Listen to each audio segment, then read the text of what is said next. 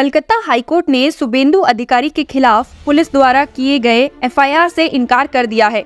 शुभेंदु अधिकारी द्वारा बोले अपशब्दों के खिलाफ पुलिस ने इमीडिएट एक्शन करते हुए उन पर एफआईआर किया था, जिसके जवाब में कलकत्ता हाईकोर्ट ने एफआईआर को रिजेक्ट कर दिया है। आज की इस वीडियो में हम इसी मैटर को डिटेल में जानेंगे। आपको बता दें कि एलिजिडली एक मुद्दे के विरोध में शुभेंदु अधिकारी द्वारा कैली नामक पुलिस अधिकारी के साथ बहस करते हुए पाए जाते हैं। पुलिस ऑफिसर के साथ हुई बहस में शुभेंदु अधिकारी द्वारा उसे स्टूज ऑफ द एस्टैब्लिशमेंट कहा गया है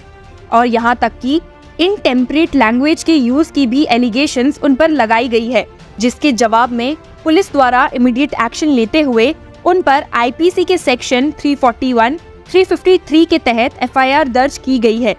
कलकत्ता हाईकोर्ट का मानना है कि एक पब्लिक सर्वेंट को उसके ड्यूटीज डिस्चार्ज करने से प्रिवेंट करने के लिए क्रिमिनल ऑफेंस का यूज करते हुए आईपीसी की सेक्शन 341 और 353 के तहत एफआईआर लॉन्च करना बिल्कुल गलत है। जस्टिस जयसेन गुप्ता के सिंगल जज बेंच ने पुलिस द्वारा प्रेजेंटेड वीडियो क्लिप एविडेंस को देखने के बाद प्राइमा फेसी इसे कोई कॉग्निजेबल ऑफेंस ना मानते हुए एफआईआर लॉन्च करने की परमिशन देने से इनकार करते हुए कहा, It is made clear that even under grave provocation, utterance of slang language in public is an act done in poor taste and is not expected of a political leader of some stature or, for that matter, any public figure.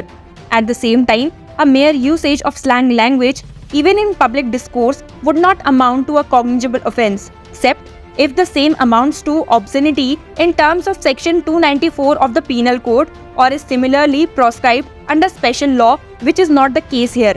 The purported act of the petitioner on the particular date prima facie did not amount to assault or use of criminal force to deter a public servant from discharging his duty. If such incidents are constituted as amounting to offences under section 341 or 353 of the Penal Code, then it will sound a death knell for a citizen's right to protest. The framers of our constitution would have shuddered in fear to think about such interpretation. आपको बता दें कि 8 दिसंबर 2022 के interim order में modification के लिए आई एक application में कोर्ट द्वारा ये ऑब्जर्वेशन प्रेजेंट की गई है, जिसके द्वारा कोर्ट ने इंस्ट्रक्शंस दी थी कि विदाउट कोर्ट परमिशन शुभेंदु अधिकारी के खिलाफ कोई एफआईआर दर्ज नहीं की जाएगी।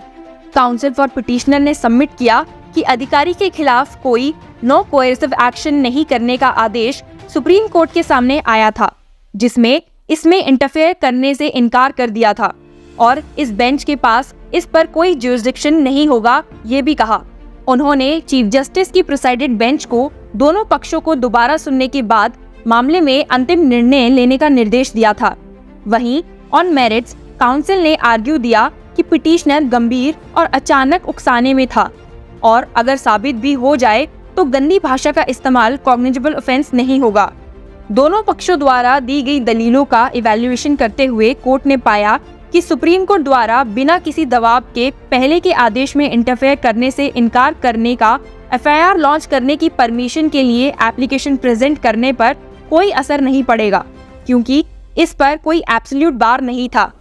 कोर्ट ने प्रेजेंट स्टेज में इंटरिम ऑर्डर में कोई मॉडिफिकेशन की जरूरत नहीं समझते हुए कहा कि पिटिशनर के खिलाफ अन्य घटनाओं के लिए एफआईआर दर्ज करने के लिए एक अन्य जनहित याचिका के लंबित होने पर भी उस पर कोई रोक नहीं होगी। हालांकि जब मेरिट्स के आधार पर एप्लीकेशन पर फैसला सुनाया गया तो कोर्ट ने पाया कि पिटिशनर के खिलाफ कोई प्राइमा फेसी नहीं बनाया गया था और इस प्रकार ऐसे बेसिस पर पिटिशनर के खिलाफ एफआईआर दर्ज करने की परमिशन रिजेक्ट कर दी गई।